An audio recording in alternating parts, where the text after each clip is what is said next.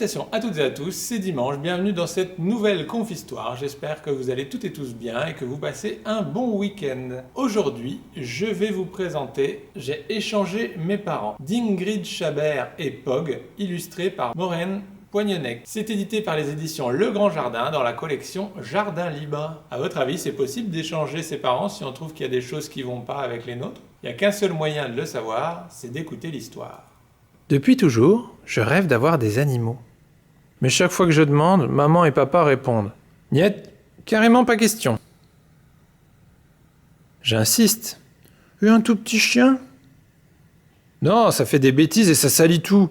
Il y a déjà bien assez de toi qui nous met du désordre partout. » Et en hiver et quand il pleut, qui le promènera ?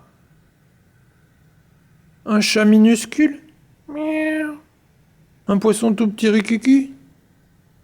Non, non et non. Ramasse tes vêtements et va ranger ta chambre. Tout le temps à me donner des ordres pour que tout soit en ordre. Ils sont vraiment trop nuls, mes parents. Et si je les échangeais ? C'est comme ça que l'idée a germé. Je me suis dit que je pourrais peut-être faire d'une pierre deux coups. Je suis allé sur un site internet et j'ai coché tout un tas de cases. Voilà, c'est réglé. C'est pas bien compliqué. Je les préviens au petit déjeuner le lendemain matin. Maman, pas, j'ai décidé de vous échanger. Un crocodile et une gorille vont venir vous remplacer. Faites vos valises, vous déménagez.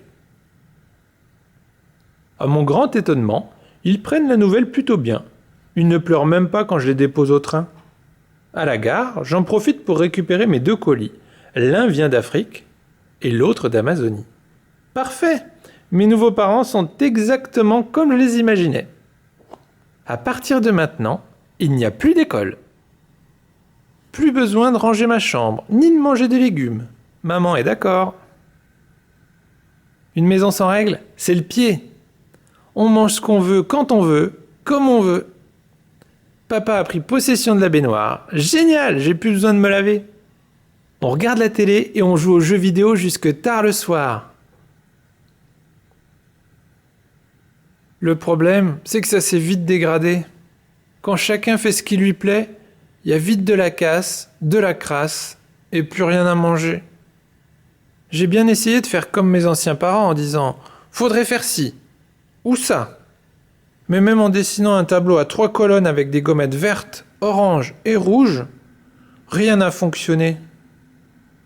Ayant mangé la dernière pizza, je n'avais plus le choix. Il a fallu que je rapatrie de toute urgence mes anciens parents. Déjà ? C'est qu'on profite bien de nos vacances, nous. Bon, finalement, tout s'est arrangé. Il a fallu que je les supplie, mais mes parents sont rentrés. Ils m'ont aidé à remettre la maison en ordre et ils ont rempli le réfrigérateur. On a même gardé la gorille et le crocodile. Seul problème, même quand il pleut, je n'ai pas pu négocier. C'est à moi de les promener. Fin. Alors, ça vous a plu? Vous avez vu, il voulait échanger ses parents parce qu'il mettait beaucoup trop de règles, mais au final, quand il n'y avait plus de règles avec ses nouveaux parents animaux, c'était quand même moins bien. Donc voilà, même si c'est pas toujours rigolo, si les parents ils nous donnent des ordres et ils établissent des règles, c'est pas pour rien.